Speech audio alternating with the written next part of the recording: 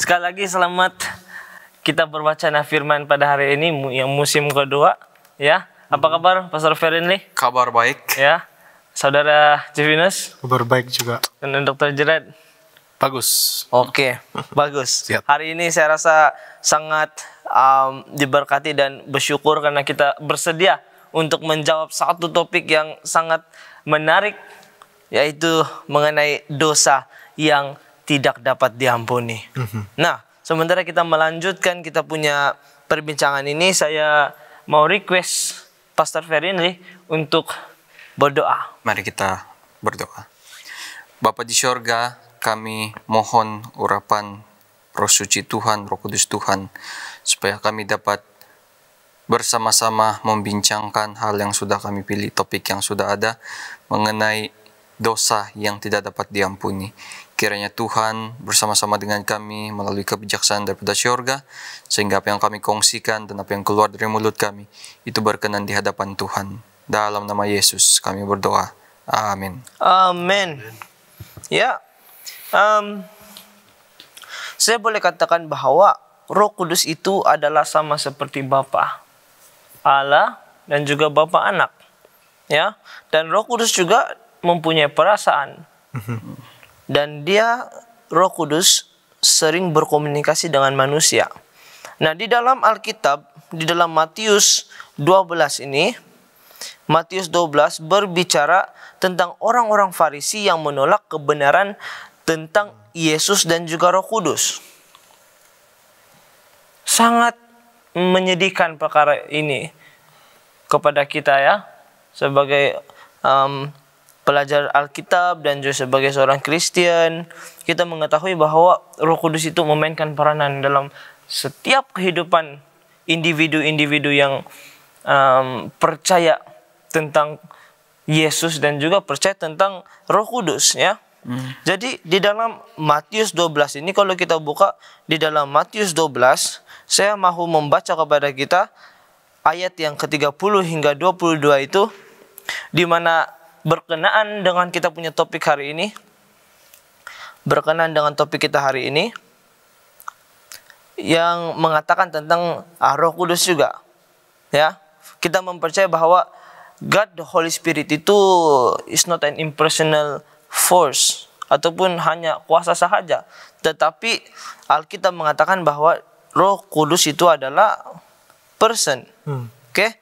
Di dalam ayat yang ke-30 hingga 32 menyatakan dalam pasal 12, orang yang tidak berpihak kepadaku menentangku, dan orang yang tidak mengumpulkan bersamaku mencerai-beraikan. Ketahuilah, orang yang berbuat dosa dan mengucapkan kata-kata kufur, saya baca dalam Alkitab versi Borneo ini, akan kuampuni, akan diampuni. Tetapi mereka yang mengkufuri Roh Kudus tidak akan diampuni. Orang yang menentang anak manusia dengan kata-katanya dapat diampuni, tetapi mereka yang menghina Roh Kudus tidak dapat diampuni, baik di dunia maupun di akhirat. Nah, persoalan saya di sini adalah apakah sebenarnya konteks di dalam Matius 12 ayat 30 hingga 32 ini, ya, ada tambahan daripada rekan-rekan? Kalau melihat daripada apa yang kita boleh baca di sini di dalam Matius 12 ini, sepertinya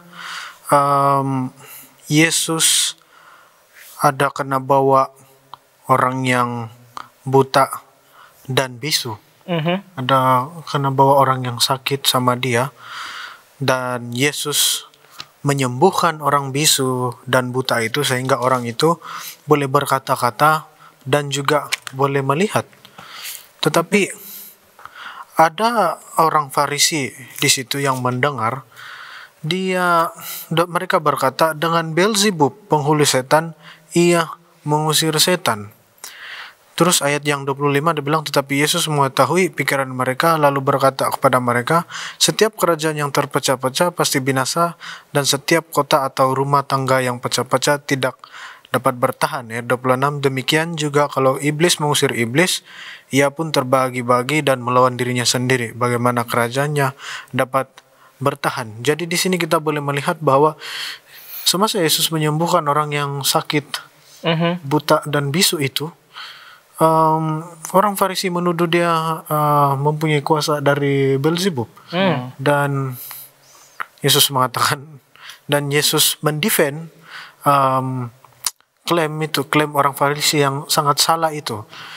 Dan di dalam dia mengklaim, dia sempat juga mengatakan seperti ayat yang kita sudah baca sebentar tadi di dalam ayat 31 dan 32, sebab itu aku berkata kepadamu, segala dosa dan hujat manusia akan diampuni, tetapi hujat terhadap Roh Kudus tidak akan diampuni. Apabila seorang mengucapkan sesuatu menentang anak manusia, ia akan diampuni, tetapi jika ia menentang Roh Kudus, ia tidak akan diampuni. Di dunia ini tidak, dan di dunia yang akan datang pun tidak. Jadi perkataan yang diucapkan oleh Yesus di sini mengenai Roh Kudus dan penghujatan Roh Kudus yang tidak akan diampuni ada kaitannya dengan situasi sebelum itu di mana Yesus menyembuhkan, tetapi kuasa kesembuhan dia itu pula dilihat datang dari Beelzebub. Ya, itulah sedikit konteks yang saya boleh lihat di sinilah. Ya, terima kasih atas pandangan itu. Jadi kita nampak di sini bahwa apabila Yesus melakukan sesuatu, nampaknya apa yang dia lakukan itu tidak diterima oleh orang-orang sekeliling, ya, terutama pada waktu itu orang Farisi tidak menerima apa yang dilakukan Yesus, sehingga mereka mengatakan apa yang dia buat itu adalah daripada kuasa jahat, kuasa roh jahat, yaitu daripada Beelzebub.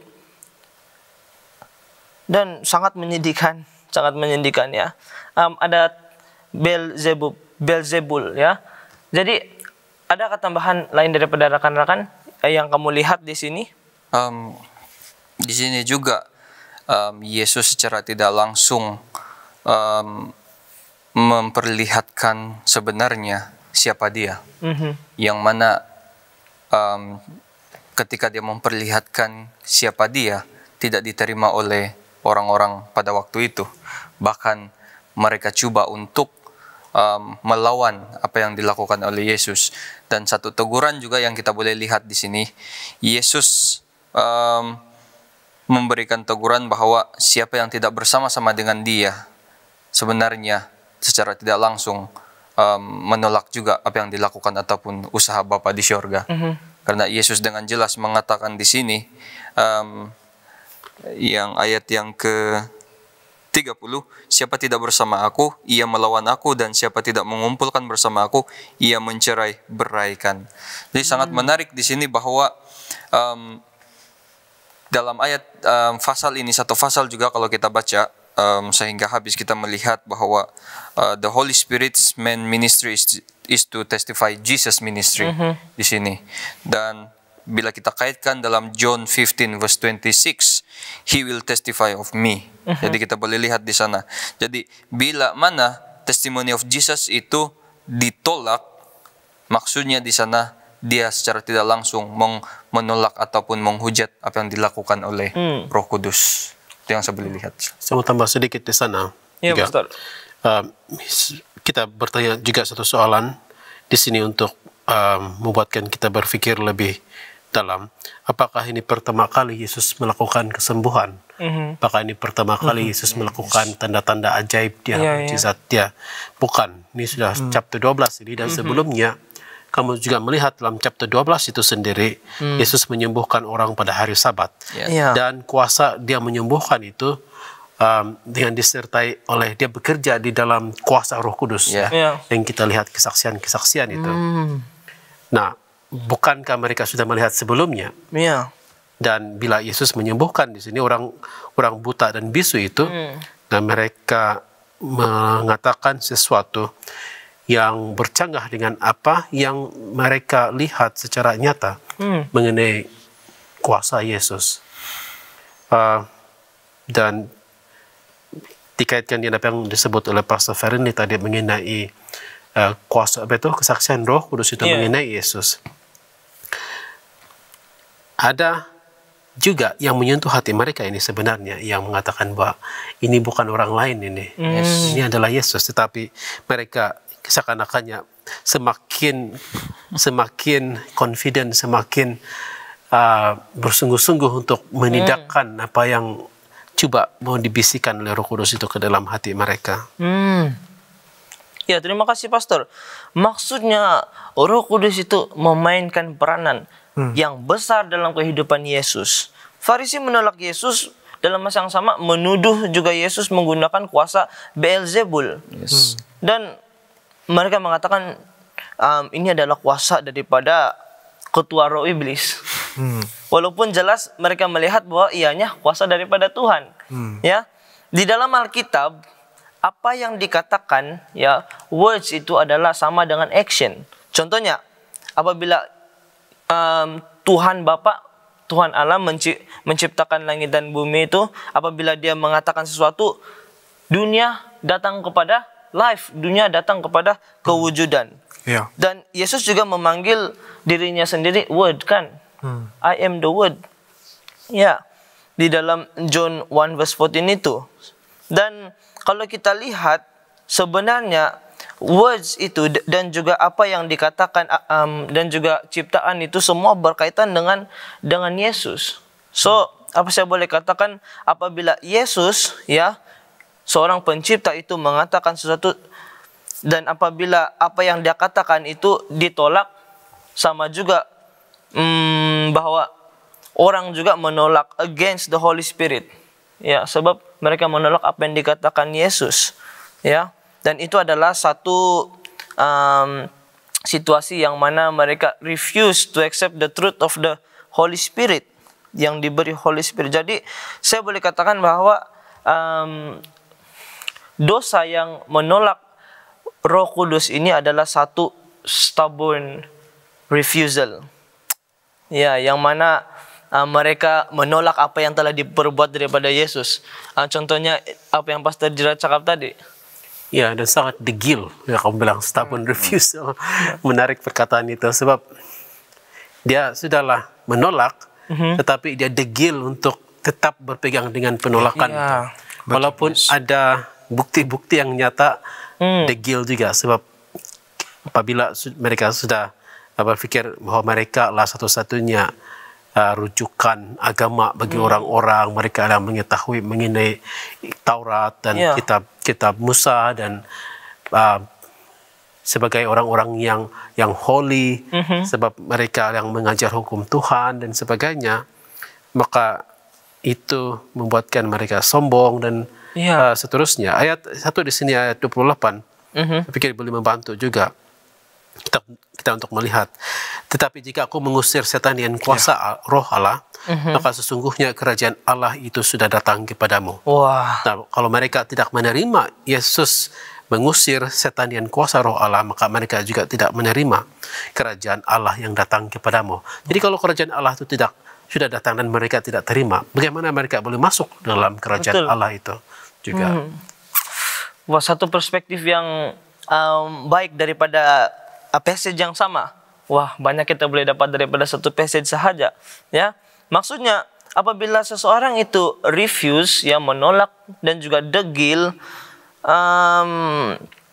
refusal seperti ini, penolakan seperti ini akan membuat hati seseorang itu buta. Ya, hati seseorang itu buta, bukan juga hati, tapi minda dia juga buta, pemikiran dia juga tertutup. Untuk siapa? Untuk menerima pimpinan Roh Kudus. Dan akhirnya kita melihat seperti orang Farisi itu. Orang-orang Farisi, apabila mereka melihat itu, mereka tetap menutup hati mereka, menutup pemikiran mereka, sehingga mereka tidak dapat menerima lagi Roh Kudus. Balik-balik, sehingga keras, ya, sehingga keras hati mereka. Nah, kita tahu bahwa Roh Kudus itu tidak pernah, tidak akan memaksa kita untuk menerima salvation dan sebagainya. Tetapi mengapakah dalam Matius 12 ayat 32 ini menekankan bahwa dosa terhadap Roh Kudus itu sesuatu yang tidak dapat diampuni. Sesuatu yang tidak dapat diampuni. um, adakah ini disebabkan Roh Kudus itu seseorang yang memang kita tidak sepatutnya tolak, ya. Ataupun adakah Roh Kudus itu kalau kita salah sikit memang kita tidak dapatlah diampuni. Macam mana itu? Apakah penekanan di sini dalam Matius 12 ayat 32 tentang dosa yang tidak diampuni apabila ia sesuatu yang menyakiti hati Roh Kudus? Ya, menarik perbincangan kita ini sebab kita mengetahui bahwa Tuhan itu Maha Pengampuni, Maha Mengampuni, Maha Penyayang, Maha Pengasih, dan tidak ada dosa yang Dia tidak dapat ampuni di sini. Tetapi ada pula satu perbuatan manusia ini yang macam tidak ada peluang untuk mendapatkan pengampunan, seperti mana yang kita boleh lihat di dalam ayat 31 dan 32, dan saya ingin membaca itu kembali.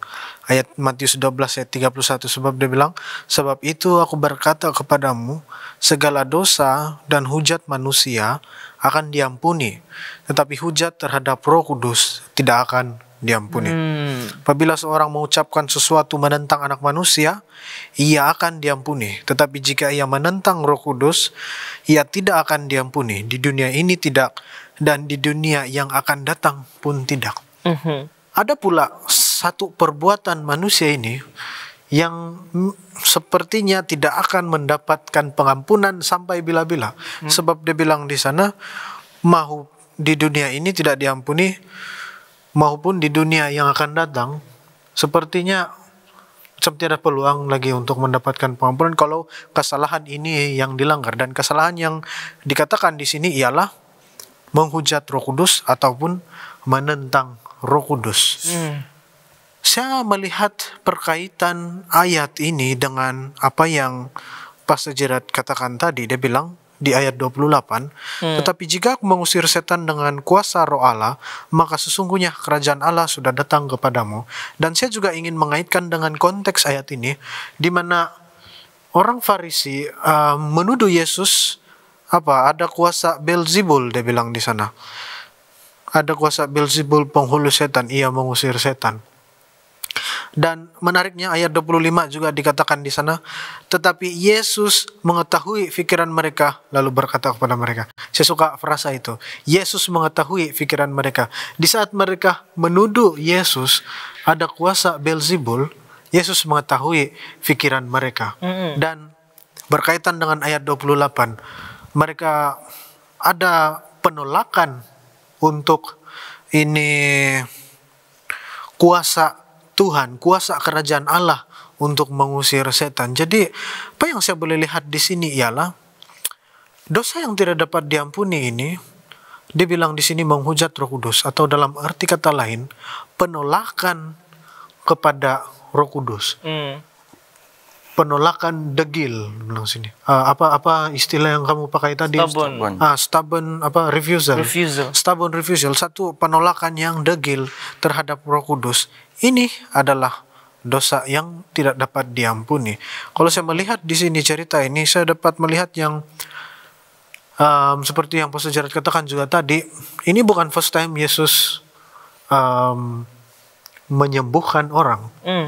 Ada banyak kali sudah dia menyembuhkan orang. Namun kenapa orang Farisi masih tidak mau percaya? Kenapa orang Farisi masih menolak untuk percaya yang kuasa Yesus ini kuasa Tuhan? Sebab kenapa? Sebab dorang ada stubborn refusal. Dorang ada satu penolakan yang sangat degil. Dan oleh karena penolakan mereka yang sangat degil inilah Yesus menyentuh ayat di 31 dan 32. Penolakan yang degil itu sama juga dengan penolakan terhadap Roh Kudus, menghujat Roh Kudus. Dan oleh karena itu ini adalah satu pelanggaran yang tidak akan mendapat pengampunan. Kita lihat, saya tambah apa yang Jevina sudah bagi tadi.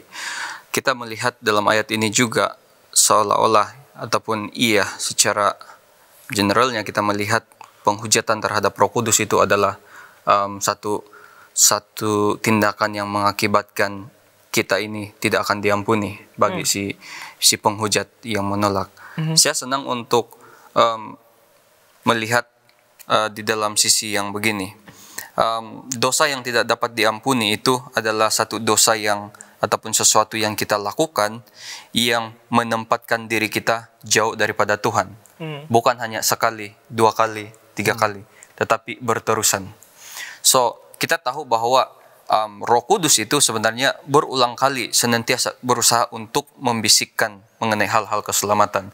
Karena kita lihat di dalam ayat Alkitab juga yang kita sudah kongsikan sebentar tadi, Roh Kudus itu dia memberikan kesaksian tentang Yesus.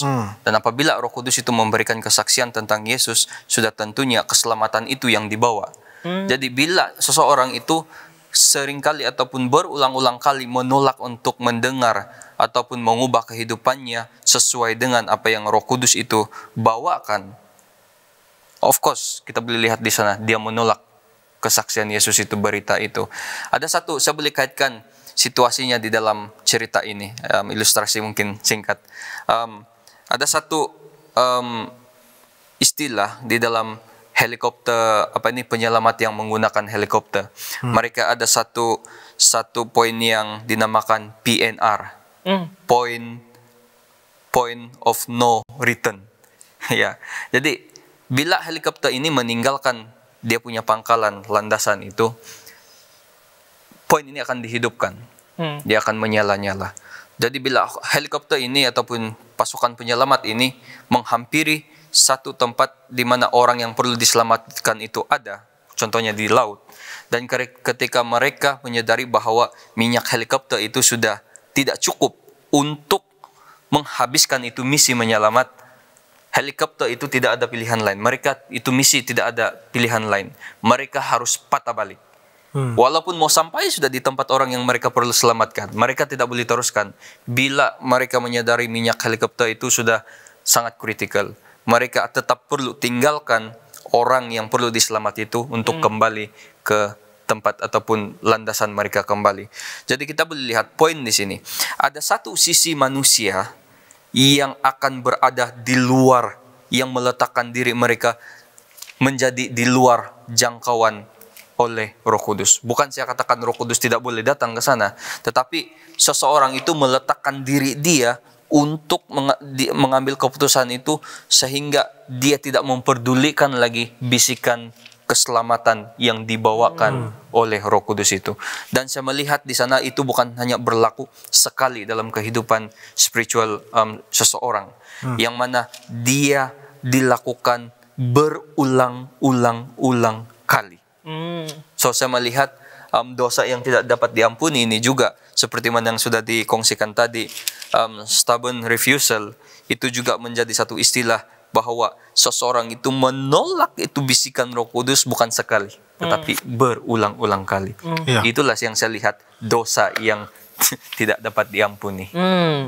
Jadi sangat menarik bahwa kedua daripada kamu menyatakan bahwa apa yang dikatakan dosa yang tidak diampuni ini adalah sesuatu yang berulang-ulang kali dilakukan, dan ini sememangnya dosa yang membuatkan kita jauh daripada Tuhan. Dalam masa yang sama berulang kali dibuat sehingga kan hati kita itu menjadi keras, ya, menjadi keras. Dan sangat menyedihkan kalau perkara ini ya berterusan, nampaknya seseorang itu akan menjadi lali dan kemungkinan tidak akan berpikir untuk mau balik lagi, mau kembali ke pangkal jalan. So ini adalah sesuatu yang benar-benarlah akan membawa kita jauh daripada Tuhan, dan lama-kelamaan mungkin tidak akan berbalik lagi. Ya, saya paham bahwa dosa itu adalah yang dimaksudkan sebagai kematian juga. Sin means death. Tetapi Tuhan sentiasa delights untuk mahu kita datang kepada Dia dan mahu untuk mengampuni dosa kita.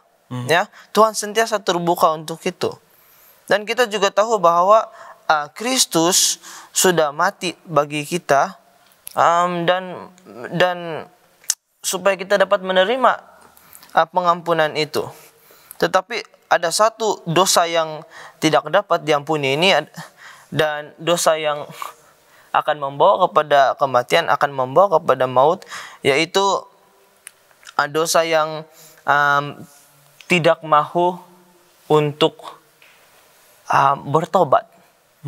Tidak mahu untuk bertobat. Macam tadi yang Pak kamu katakan, dosa ini adalah sesuatu yang tidak dapat diampuni, adalah sesuatu yang berulang kali dilakukan, yang membuatkan kita jauh daripada Tuhan, dan kita akan tetap stay di sana.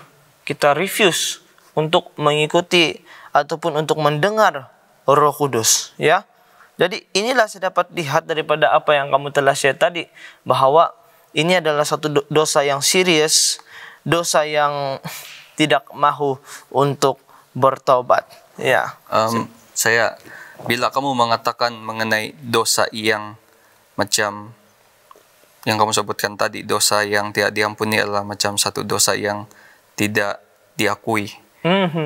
Saya tertarik dan sepadan dengan 1 Yohanes 1 ayat 9. Kalau kita bacakan, dikatakan, jika kita mengaku dosa kita, maka Ia, yaitu Yesus, adalah setia dan adil sehingga Ia akan mengampuni segala dosa kita dan menyucikan kita dari segala kejahatan. Ayat ini sangat indah sebenarnya. Yesus mengatakan, jika kita mengaku dosa kita.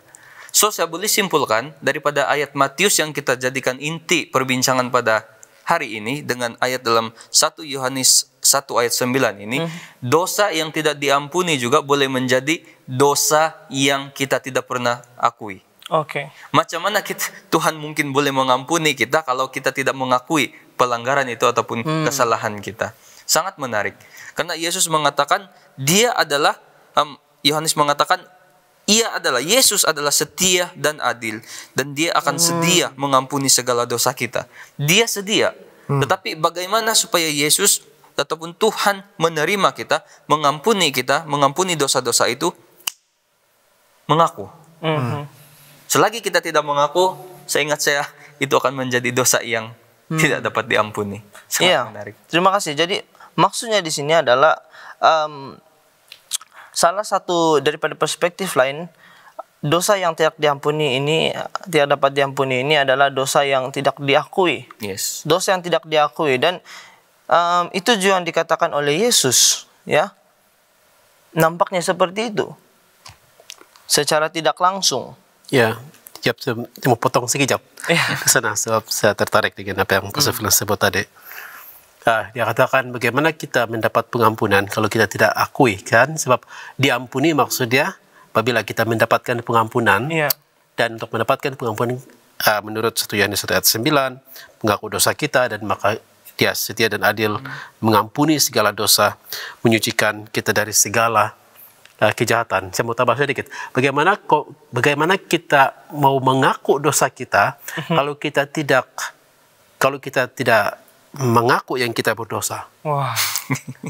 Sebab saya melihat ayat 9, 8 dan 10, Pastor. Sini, kemudian ayat 8 kan, 1 Yohanes 1 ayat 8. Jika kita berkata bahwa kita tidak berdosa, maka kita menipu diri kita dan dari kita sendiri, dan kebenaran tidak ada di dalam kita. Bagaimana kita mau minta mengaku dosa untuk mendapat pengampunan lah? Kalau kita tidak bila kita mengatakan kita tidak berdosa, ayat 10 juga mengatakan, jika kita berkata bahwa kita tidak ada berbuat dosa, maka kita membuat dia menjadi pendusta, dan firman-Nya tidak ada di dalam dia. Nah, kalau Roh Kudus bilang, kau berdosa, tetapi kita bilang, saya tidak mengaku berdosa, kita membuat Roh Kudus itu berdusta. Kankah itu satu hujatan? Iya. Tapi hujatan pertama ataupun pelanggaran pertama mungkin masih lagi ada sensitivity dia. Seperti juga kita lah, kadang-kadang kalau 1 kali 2 kali itu masih ada sensitivity, tetapi kalau sudah berulang kali macam tidak ada sensitivity lagi dia di sana. Dan kita saya tidak berdosa pun, betapa minta ampun. Tetapi bagi Tuhan, bagi manusia dia tidak berdosa, tapi bagi Tuhan dia katakan kamu orang berdosa. I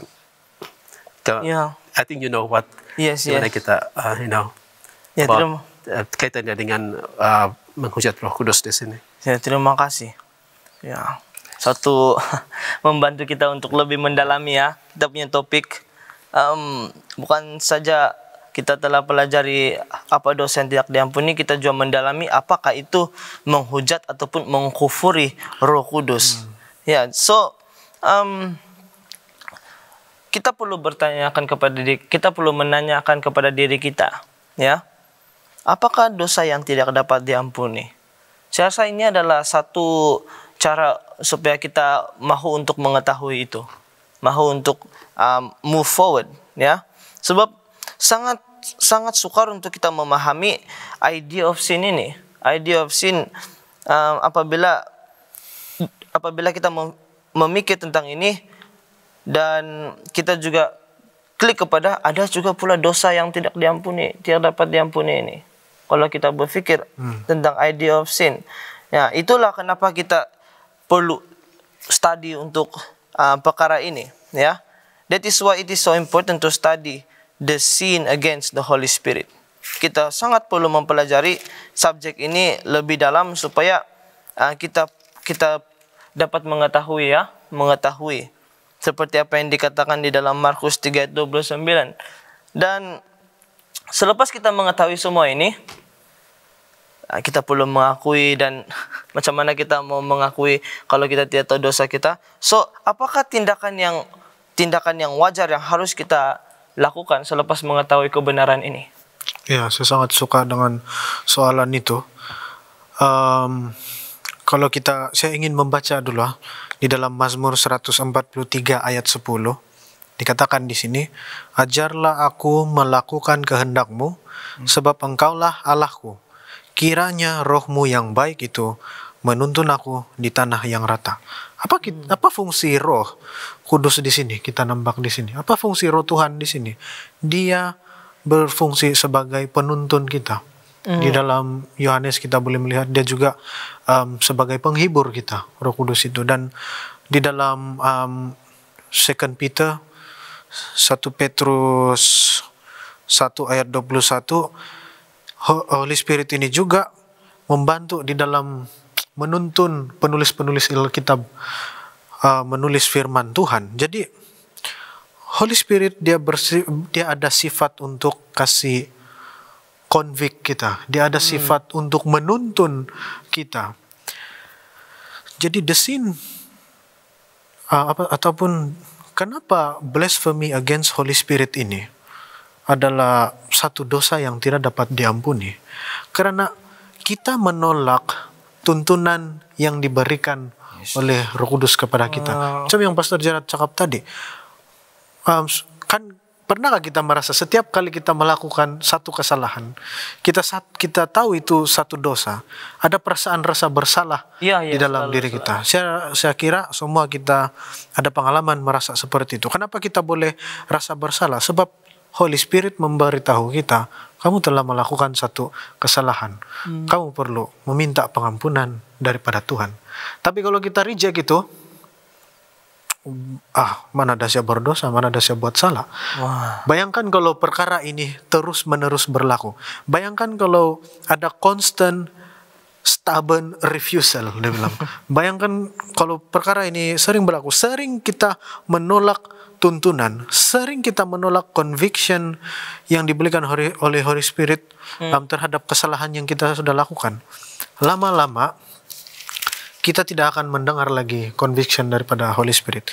Kita tidak akan mendengar lagi suara dari Holy Spirit, sebab setiap kali kita menolak, kita macam meletak satu bata di hubungan di antara hubungan kita dan juga Roh Kudus.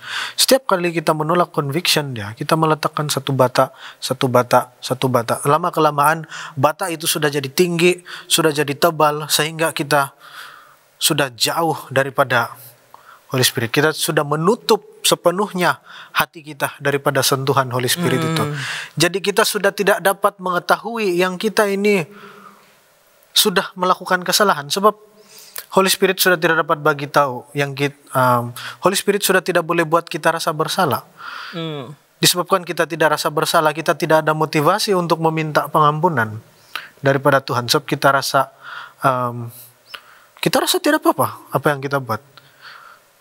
Sepertinya kesalahan itu sudah menjadi bahagian di dalam kehidupan kita. Karena Holy Spirit sudah, jadi dosa sudah menjadi bahagian di dalam kehidupan kita. Sebab apabila melakukan dosa, tiada sudah perasaan rasa bersalah.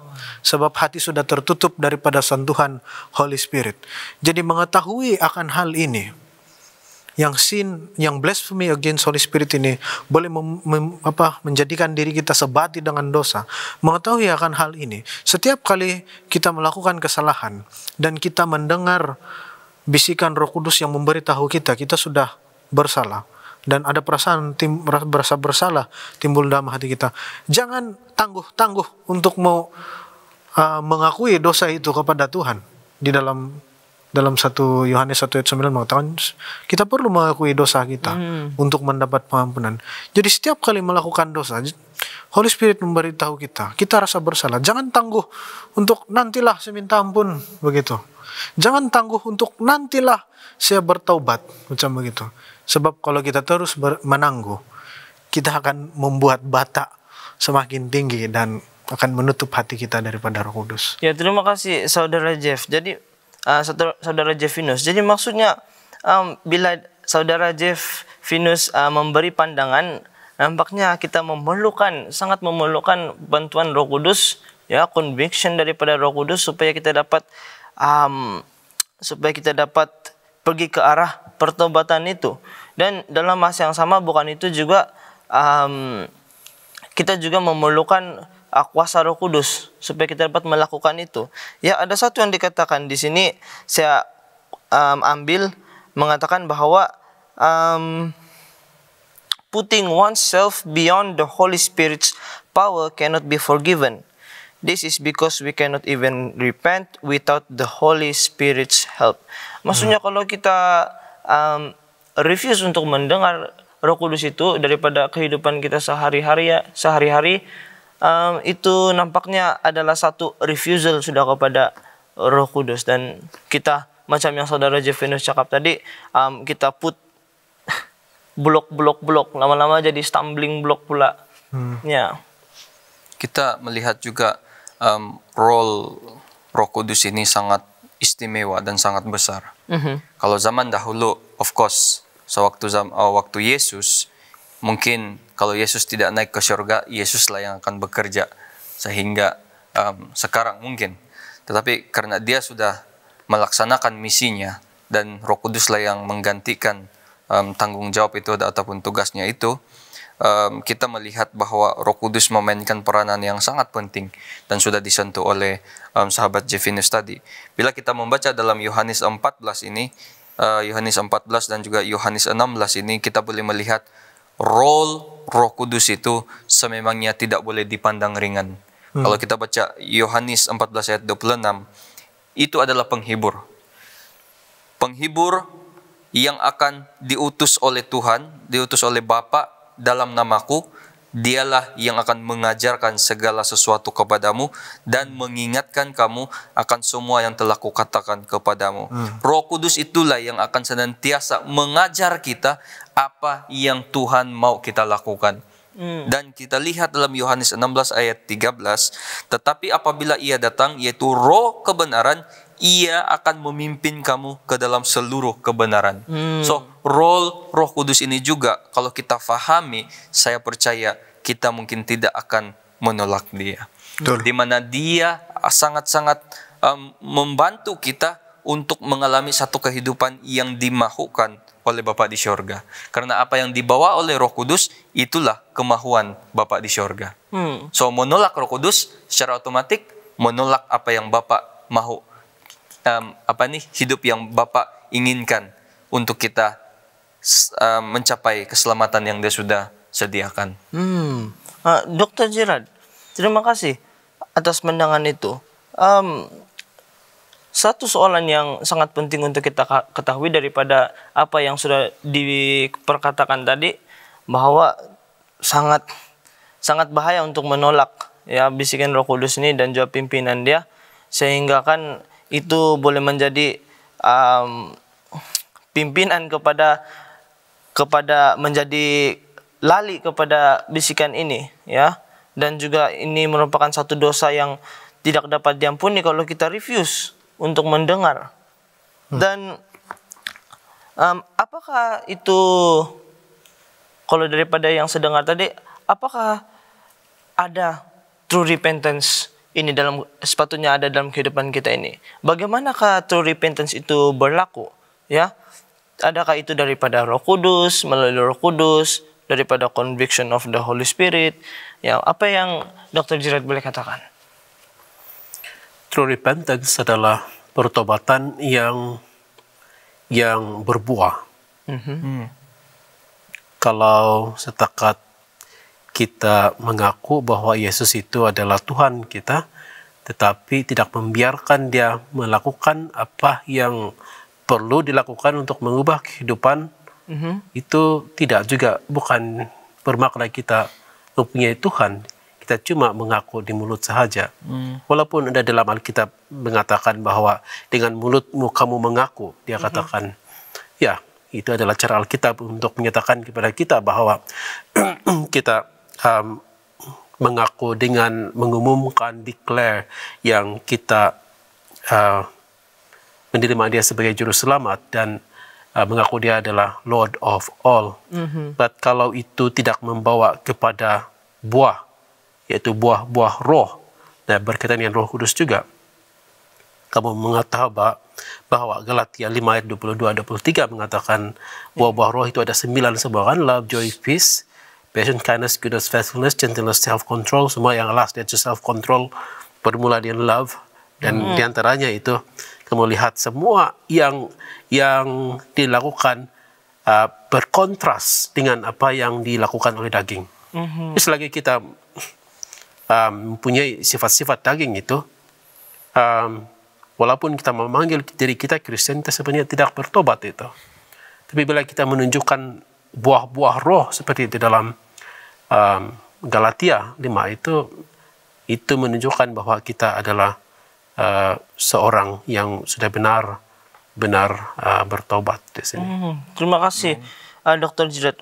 Nampaknya untuk ada ini true repentance ini, kita akan nampak daripada buah dia, yaitu buah roh yang disebut tadi, ya, di dalam Galatia 5 ayat 20 hingga 23. Tetapi apa yang lawan dia itu adalah ayat yang sebelumnya, ya, 19 hingga 21, yang mana shift the discussion. So, saya nampak di sini, terima kasih Dr. Gerard, sangat penting untuk kita mempunyai true repentance dalam kehidupan kita. Even sewaktu Pentakosta, banyak orang menanyakan kepada Petrus, ya, apa yang harus kami lakukan? Apa yang harus kami lakukan? Dan perkataan pertama yang Petrus katakan adalah repent, ya, bertobat. Jadi repentance ini includes our sorrow for sin and turning away from it. Coba untuk tidak melakukan lagi, ya. Tetapi ramai orang sememangnya fail untuk memahami ini sebagai manusia. Ya, ada tambahan lagi daripada sahabat-sahabat sekalian? Saya mengira true repentance itu adalah satu perkara di mana kita betul-betul menyesal dengan kesalahan kita, sehingga kita macam berjanji yang kita tidak mau melakukannya lagi. Ada satu penyesalan yang sangat besar di sana. Dan saya kira kalau kita lihat di dalam Bible, satu tokoh yang sangat menjelaskan bagaimana true repentance itu, mungkin kita boleh lihat macam Daud ketika dia melakukan kesalahan bersama dengan Batsheba. Kita boleh melihat ketika dia menulis Mazmur 51 itu, kita dapat melihat yang dia benar-benar menyesal dan dia benar-benar mengakuinya dan berserah kepada Tuhan. Saya kira gambaran true repentance di Mazmur 51 itu cukup menarik lah. Ya. Dengan seingat saya, kita kena juga bila seseorang itu benar-benar menghayati pengorbanan yang telah dilakukan oleh Kristus, kita akan lebih terbuka dengan senang hati untuk senantiasa menerima bisikan Roh Kudus. Saya terklik dengan ayat di dalam Amsal 28 ayat 13. Apabila seseorang itu terus-menerus menolak bisikan daripada Roh Kudus dalam masa yang sama, tindakan dia itu adalah seolah-olah ingin menutupi pelanggaran-pelanggaran dia. Dia mau membiarkan dosa-dosa itu membiak ataupun seperti cancer, semakin lama semakin bahaya. So true repentance ini sangat diperlukan, bukan hanya sebab kita mau mendengar ataupun menerima bisikan Roh Kudus itu, tapi true repentance ini adalah salah satu cara kita untuk berterima kasih kepada Tuhan untuk apa yang Yesus sudah lakukan kepada kita. Iya, terima kasih. Satu perspektif yang sangat baik, ya. Apabila saudara Jeffinus tadi mengatakan seperti kita boleh ambil tokoh Daud, ya, di mana dia mengatakan di dalam Amsal 51 itu bahwa dia benar-benar, ya, benar-benar sincere, walaupun dengan apapun keadaan dia sincere datang kepada Tuhan dan dia mengakui dosa dia itu, dan ini adalah salah satu yang kita boleh nampak sebagai true repentance. Dan juga apabila kita mengamati kematian Yesus itu yang sangat kita tidak dapat bayangkan sebagai seorang manusia, ya, seorang Tuhan yang sanggup mati bagi ciptaan Dia. So, saya boleh simpulkan dalam perbincangan kita ini bahwa hanya daripada Roh Kudus, only through the Holy Spirit can give us the power to repent. Kuasa untuk bertobat, dan hanya Roh Kudus boleh membantu kita untuk mendapat true repentance ini. Bukan kita membuat dan kita mengulangi ataupun kita mau bertobat, tetapi ada macam tadi helikopter itu pulang balik, ya. Tetapi true repentance ini adalah sesuatu yang kita sudah decide dan kita let the power of the Holy Spirit untuk bantu kita dalam kehidupan kita, ya. Apabila kita bertobat, kita akan menerima pengampunan, ya. Jadi terima kasih atas kita punya perbincangan untuk hari ini. Sangat menarik dan sangat serius ini. Dosa yang tidak dapat diampuni, tetapi kita mendapat pengharapan, ya, pengharapan sebab Roh Kudus, kita ada Roh Kudus untuk membantu kita dalam hal ini. Dan tentu saja Tuhan akan sentiasa terbuka untuk sesiapapun pada saat ini, di mana-mana pun, untuk berbalik kepada Dia.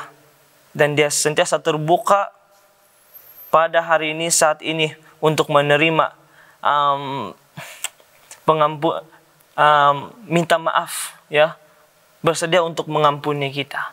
Jadi untuk menutupi kita punya perbincangan, saya mau persilakan Dr. Gerard untuk berdoa bagi kita. Mari kita berdoa bersama. Dalam nama Tuhan kami datang bersujud dalam hati kami, mengetahui bahwa Engkaulah Tuhan kami. Terima kasih Tuhan, sebab Roh Kudus-Mu selalu memimpin kami dalam hati, dalam pikiran, dalam kehidupan kami.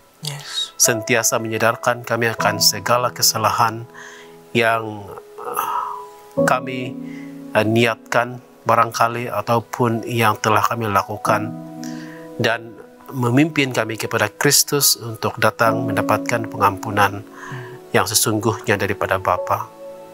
Terima kasih atas segala perbincangan dan buah pikiran yang telah kami kongsikan.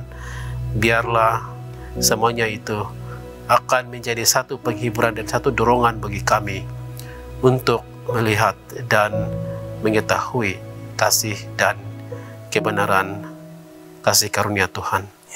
Terima kasih ya Tuhan, sebab Engkau sudah mendengar doa ini dalam nama Yesus. Amin. Amin.